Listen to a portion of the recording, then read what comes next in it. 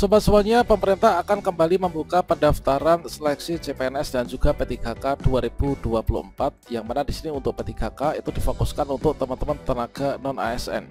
Nah, berikutnya di sini nanti akan bisa diikuti oleh teman-teman untuk menjadi P3K guru, kemudian juga P3K teknis dan juga P3K tenaga kesehatan.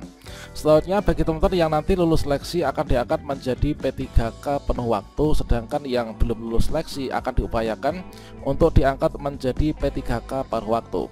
Sebelumnya kita telah membahas terkait tentang perbedaan dari keduanya. Pada video ini kita akan berbagi update informasi terbaru bagi teman-teman yang mungkin bertanya, yaitu kriteria guru honorer atau tenaga honorer yang akan diangkat menjadi P3K paruh waktu itu kira-kira seperti apa. Berikut ini kita akan memberikan update informasi terbaru, yaitu penjelasan Pemda terbaru, yaitu terkait tentang kriteria honorer yang akan menjadi P3K part-time.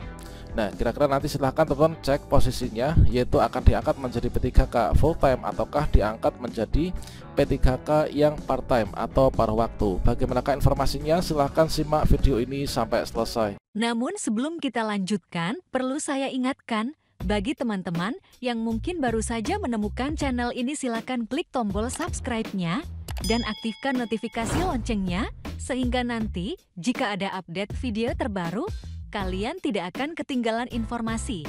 Baiklah sobat semuanya, informasi pertama di sini kita kutip dari jpnn.com, yaitu Pak Bupati ungkap kriteria honorer menjadi P3K part-time. Kira-kira seperti apa kriteria honorer yang akan menjadi P3K part-time atau paruh waktu?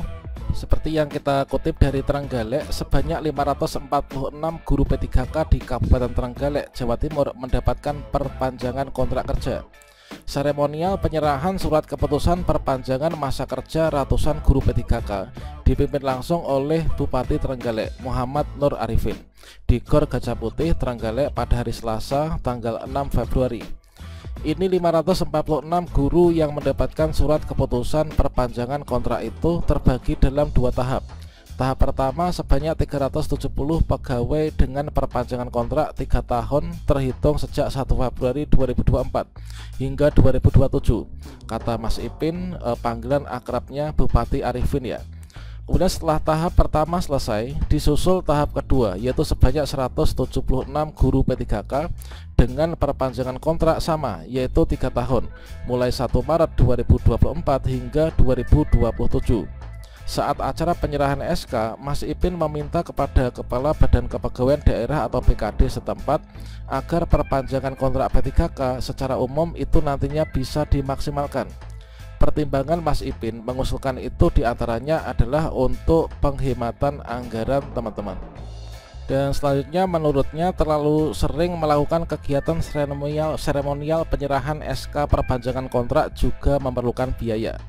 Alasan kedua, para guru P3K itu bisa lebih fokus dalam melakukan pengabdiannya untuk mencerdaskan generasi penerus. Selanjutnya terkait tentang perpanjangan, itu sesuai SK itu kan 5 tahun. Kemudian biasanya kita kontraknya per 1 tahunan, 2 tahunan. Saya bilang itu kurang efektif. Langsung saja dikontrak 5 tahun. Biar mereka fokus, jadi kita juga tidak buang anggaran untuk seremoni pelantikan. Langsung diperpanjang, ini dipolkan, langsung dikontrak 5 tahun ya. Ini adalah kata beliau. Mas Ipin menyebut perpanjangan kontrak guru P3K tidak mengesampingkan aspek penilaian kinerja dengan mempertimbangkan jumlah serta kompetensi. Dengan kata lain, komposisi guru dan rasio guru di satu sekolah itu juga menjadi pertimbangan. Dan langkah selektif itu dilakukan agar anggaran belanja pegawai yang dikeluarkan memberikan kontribusi yang sepadan. Sebab dengan kebijakan seperti saat ini, Mas Ipin tidak menampik adanya peningkatan jumlah belanja pegawai yang diperkirakan meningkat kisaran 10 sampai dengan 15%. Dengan asumsi seluruh tenaga honorer di Bumi Menak Sopal ini sudah menjadi P3K. Artinya, kata Mas Ipin, yang sekarang bekerja tetapi statusnya honorer nantinya diangkat menjadi P3K. Sementara yang nilainya bagus nantinya diangkat menjadi P3K penuh waktu. Adapun honorer yang nilainya kurang ya, dan juga tugas-tugasnya tidak memerlukan harus bekerja sesuai dengan aturan jam ASN, nantinya akan menjadi P3K paruh waktu ya, atau P3K part-time. Dan selanjutnya kalau belanja pegawai total tambahnya mungkin ada sekitar 160 miliar. Nanti akan kita kurangi juga dengan biaya pensiun dan segala macam, sehingga juga terkompensasi ya. Paling tambahnya mungkin kita atau Pemkab Trenggalek ini adalah masih butuh sekitar 50 miliar sekian lah, itu adalah kata beliau.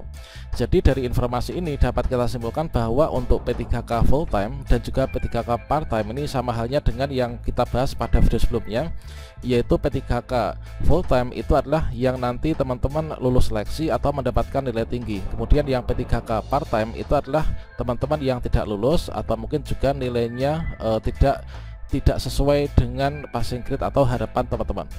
Dan terkait tentang hal tersebut itu senada dengan penjelasan Kemenpan RB ketika menyampaikan sosialisasi persiapan pelaksanaan seleksi CASN tahun 2024, yaitu terkait tentang jenis dan juga kedudukan CASN 2024. Ya benar, di sini untuk ASN itu dibagi menjadi dua, yaitu ada PNS kemudian ada P3K. Nah, sementara untuk P3K di sini dibagi menjadi dua, yaitu ada P3K penuh waktu dan juga ada P3K paruh waktu, teman-teman. Nah, apa sih perbedaan antara P3K penuh waktu dan juga P3K paruh waktu? Nah, seperti yang disajikan di sini, yaitu untuk P3K penuh waktu itu adalah P3K penuh waktu bekerja sesuai dengan jam kerja instansi pemerintah dan jam kerja pegawai ASN yang diatur dalam ketentuan peraturan perundang-undangan. Nah, artinya kalau misalkan di daerah kita ini adalah berlaku untuk seorang guru ASN ya, itu untuk jam kerjanya itu adalah 5 hari kerja misalkan, yaitu mulai hari Senin sampai dengan hari Jumat, berangkat jam 7 pulang jam 3 sore. Itu artinya untuk P3K penuh waktu itu adalah wajib mengikuti jam kerja tersebut. Artinya guru P3K penuh waktu itu adalah mulai bekerja jam 7 pagi kemudian pulang jam 3 sore ya. Itu adalah sesuai dengan jam kerja instansi masing-masing dan juga sesuai dengan ketentuan perundang-undangan yang mengatur terkait tentang jam kerja seorang ASN. Kemudian untuk yang P3K paruh waktu, itu P3K paruh waktu itu bekerja kurang dari jam kerja instansi pemerintah dan juga jam kerja pegawai ASN. Nah, di sini nanti kita tunggu untuk peraturan lebih lanjut yang nanti akan diatur secara lebih detail, yaitu pada Permenpan RB dan juga RPP manajemen ASN yang saat ini sedang berlangsung ya untuk pembahasannya. Nanti sekitar bulan April itu nanti akan disahkan.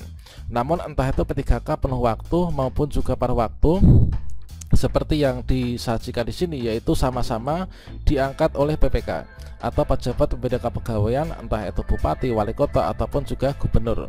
Kemudian juga memiliki NIP secara nasional yang namanya di sini adalah dikelola oleh BKN. Itu teman-teman informasi yang kita bisa bagikan, semoga bermanfaat. Entah itu nanti kita itu diangkat menjadi ASN P3K penuh waktu maupun juga part time atau paruh waktu, namun tetap kita harus bersyukur ya, dikarenakan kita ini sudah diangkat menjadi ASN P3K. Demikian, wassalamualaikum warahmatullahi wabarakatuh.